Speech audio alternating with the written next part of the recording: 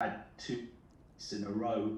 What kind of reaction have you seen from your players in training, and what kind of reaction and response do you expect to see tomorrow?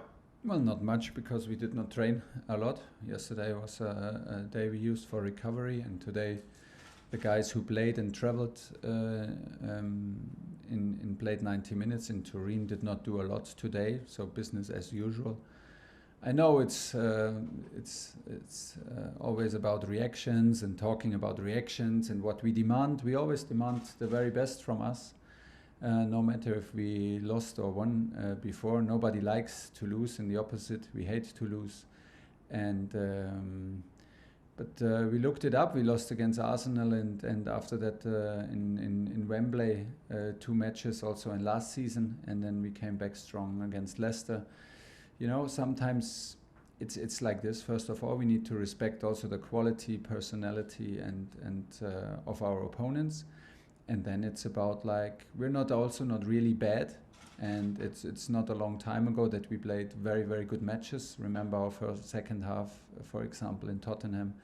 Then the cup game with 10 changes in the starting lineup against the strong Aston Villa side, who won after that 1-0 in Old Trafford. This is not long ago.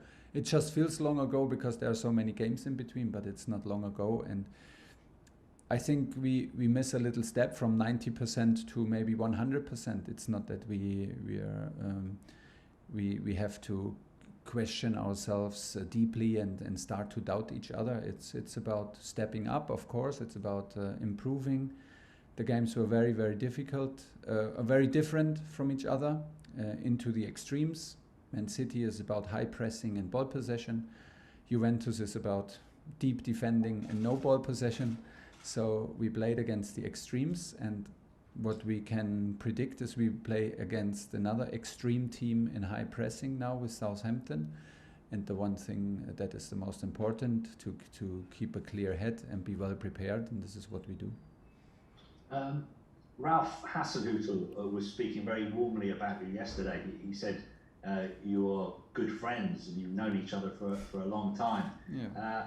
What do you make of him as a character, and what do you make of the job that he's done at Southampton? Well, we meet each other now regularly because we played against each other in Bundesliga and now here, and we meet, of course, in coaches meetings. That's pretty much it. But it's also a lot over the years, and he's a very friendly and very and we met once in Paris for some days. So very nice guy, very humble, very, very entertaining, also very funny guy. And well, the teams he trained have also always the same philosophy. It's high intensity, it's very aggressive, it's about ball recoveries, and this is it, and this on a very high level. So they have a very fast team, a very aggressive team. They have good results against both Manchester teams, and so this is what we are expecting. Good coach, good team, and a nice guy, but that does not count for 90 minutes. Can I just ask you some injury news as well? Because Mason Mount and Reiss James were both included in the England squad yesterday. Was that done with your blessing? Does that mean that they are fit to play this weekend? You would assume so, no? But Yeah. I was when I saw it, I thought that maybe Reiss goes with the water polo team for England, because right now he trains in the pool. So I was a bit surprised, but I understood that he was selected for the football team. So this will not happen because Reiss is training in the pool right now. So my understanding, my last information is that he will not go. So can only be a misunderstanding, nothing else. And for Mason, of course, Mason is in the squad. Mason is back. It was not a long injury, it was a minor injury, and we're happy that he's back. And then it's obviously a given that he's nominated, and he's happy to be nominated, and will give everything to do his best for his England squad. Do you think it was the right decision for Ben Chilwell not to be in the squad at this stage of the season? For him personally? Yeah. No, it would be nice to be selected. He's happy to play for England. He's proud to play for England. He has the quality to play for England. He had a bit of a rough start, was a bit unlucky, and he has his own story, like every player has his individual story. And this is it, but I can understand that he has to, and for sure Chile understands that he has to earn it, and he needs to earn it with minutes, and he did not have too many minutes, so we can understand why he's not selected. It's not a big drama. I think he can accept, and there's no need to worry about it. Once he plays more minutes for us and plays with quality, he will have the chance to be selected again. But it's one step after another. Last one. Yeah, just a final one from me, Thomas. Just on Tony Livramento, he's been playing so well for Southampton. Was it a tough decision to let him go this summer? And you've reportedly still got a buyback clause, so that shows how highly rated he was by the club. Yes, of course he was highly rated. We did everything to keep him here, to show him his future and his possibilities to compete also for a position in our team. He decided to go. That's his decision. You sometimes have to accept. There are not too hard feelings, because we can show him possibilities, and then it's on the player. He was, of course, competing with Reiss James, with Aspi on the right wing back position. I think it was an ideal position for him to fight, and the group is not too big, so there was a big chance also to make it all the way. If Tino decided to go, it's fair enough. He does very well. We wish him all the best, and this is what it is. Of course, we saw the potential. He decided to go another way and fight for his place in Southampton, and that's how the business is. James Avenger, TalkSport. Thomas, do you feel like standards have slipped in the last two games, or has it just been the case that you've come up against two really good opponents? Two very different opponents, like I said, two very extreme style of play and very different style of play, from Man City high pressing ball possession to almost no ball possession and deep defending from Juventus. But of course, both clubs have personality, both clubs have experience, both clubs have the players to hurt you. This can happen in any match of football, we know this. If it happens, it does absolutely not feel good. And did we play at our very best level? No. So we had the feeling that Manchester City made us underperform on this very special day at Stanford Bridge. We felt us very well prepared and in total different circumstances to play against Juventus. Could we reach our very best level? No, it's hard if you're responsible for the rhythm, if you're responsible for the energy, if you're responsible for the intensity. It's a concentration game in the end, you know. It reminds me 100% to our game in Bucharest when we played against Atletico, and we finally ended up to play almost a similar game and win it 1-0 by a goal that was ruled out by offside and then given by VAR, and it was a bicycle kick. So we did not have much chances, maybe no chance at all, and we did not give chances away. But don't forget, it was in Bucharest, it was without spectators, so it was maybe also a bit easier to be calm, to be focused, to be concentrated, and now it gets a bit tougher to play away games against big teams like this with this kind of personality. We will not be the last team to lose against Juventus, and it was like the difficulty and the danger in these matches is that the result in the end tells you the story about the match. If you lose 1-0, you're not sharp enough, you lack intensity, and everything falls into place when you know the result. If you win this 1-0, or maybe Romelu scores and you go away with a draw, you go like, we stayed calm, we stayed passionate, we waited until this one chance came, and you speak about this game very, very differently. It is very hard to constantly be responsible for the intensity, for the attacks, and against a team that defends so deep. It was almost the same first half than we played with Manchester City, and it was very, very hard for Manchester City to create chances, and expected goals against us was almost impossible. And the door for Manchester City opened with a deflected shot. So yeah, Of course, we need to defend this goal much better. It was an absolutely poor goal in the present we gave away, and this is the lesson. From there on, I feel that we need to step up again, like you said, from 90% to 100, which is not the easy thing, but is of course on us to improve and to raise the level again. Romelu has seemed a little bit isolated in the last 2 or 3 games. Yeah. Is there still an adjustment taking place from his part, but also from the team's part as well, in terms of trying to work to his best strengths?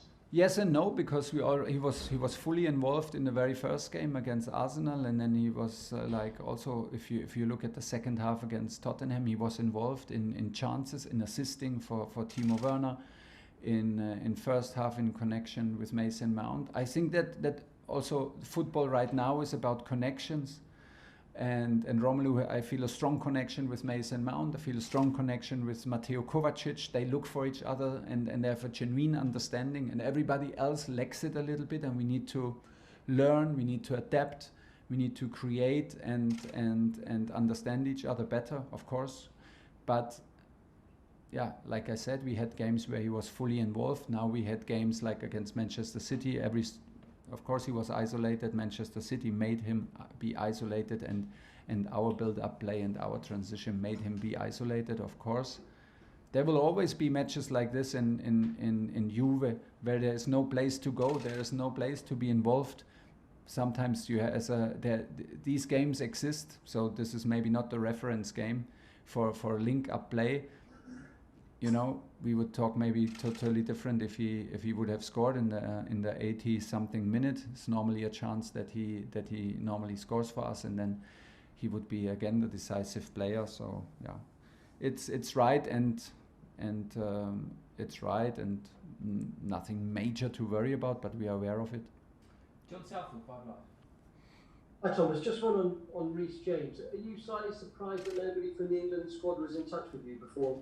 No, it's normal. It's normal. Imagine if every national coach calls the coach, and I'm very bad in answering calls anyway, so nobody could reach me, and then they go mad at me and be angry. So it's better, but of course the club is in touch, and Petr Cech sorted these things out. This can happen.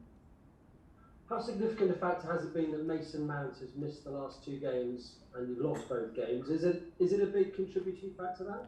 Yeah, but we need to be careful. We took him out at halftime because he had a bit of a rough halftime at Tottenham, and everybody was so highly speaking about us in the second half, and he was not on the pitch, and suddenly he's missing, and now it's not on single players. Of course we want to have Mason, and of course we know what an energy he gives, and of course we miss him, but we cannot start reducing our performances on looking at the players who are missing. Do we miss Engie? Yeah, of course, every team in the world misses N'Golo Kante. Do we miss Mason if he is on his best level? Of course, that's why he plays for us. That's why he's a tough player. Do we miss Reiss James? Yes, of course. And still, there would be a selection to take, and we could only start with 11 players against Juve, and maybe we would have started without Mason, but then we have him from the bench. Do we miss Christian Pulisic? Of course we miss sprints and intensity. But it needs to be on the best level then, and it needs to be a good fit. So we have a squad, and we have the duty as a coach to find solution, and it's possible to win games without Mason Mount, and hopefully he knows that with how much respect and how much I love him and I want him to be in the team. But if he is injured, we need to win games without him, and it's exactly the same with N'Golo and Christian Pulisic and Reiss James. I'm sure he does. You said the players look mentally and physically tired in midweek. Is that slightly concerning at this stage of the season? Yeah, but also logical maybe. Everybody feels like this if you play so much and play for national teams and have all the traveling. It feels a little bit like this. It does not mean that I'm absolutely right, but it feels a little bit that we carry a bit of weight on our shoulders mentally, or like from our own expectations, or you name it, can be. So yeah, somebody told me several years ago, if players look like this, you can threaten them or you can calm them down, and in 99% of the cases it's better to calm them down, and I will never forget this sentence. So I was a youth coach. So the tendency is in the moment here also keep everybody calm and trust in what we do and what we are, and support the group, and let the players also support each other and find their way out. We're looking, I think, for the last 10%, you name it, being sharp, being mentally maybe a bit more fresh, or enjoy a little bit what we do. But it's hard to enjoy games against Juventus. This is what they do to you, and this is like, and we're not the first team to experience it, and maybe not the first English team to experience it in Italy and in against Juventus. This is what they do, and sometimes you suffer mentally in these games because things don't go so fast like we want to have them happen. So it's what I want to say is we should focus on the solutions, not too much on the problems, because the problems are not too big. The results are not what we expect, and still it's we still have trust in ourselves, and we have all reason. Last question in the broadcast section, Adam Cotier. Hi Thomas, you mentioned Southampton's high press and the way they play. Obviously they haven't won yet this season. How do you counteract that? What sort of things will you be looking for from your players when you're up against Southampton? I will not tell you. We have developed some ideas and some solutions, of course, to deal with this high pressure. So in general, you need to be absolutely aware of it. You don't have time to think when you're on the ball. We need to anticipate situations. We need to be very, very good in timing and distances of our passing if we want to escape high pressure in our own half. Of course, you have there are various possibilities. Can also be a possibility to use long balls and to escape high pressing. So, but then you need to have a good positioning before. Cannot talk about it now in details, but the most important is that we are aware, and we don't judge teams by their names or by their ranking or by their previous results, but we talk about what we see and their behavior, and we need to be aware, like I said, of an aggressive and intense team in our half.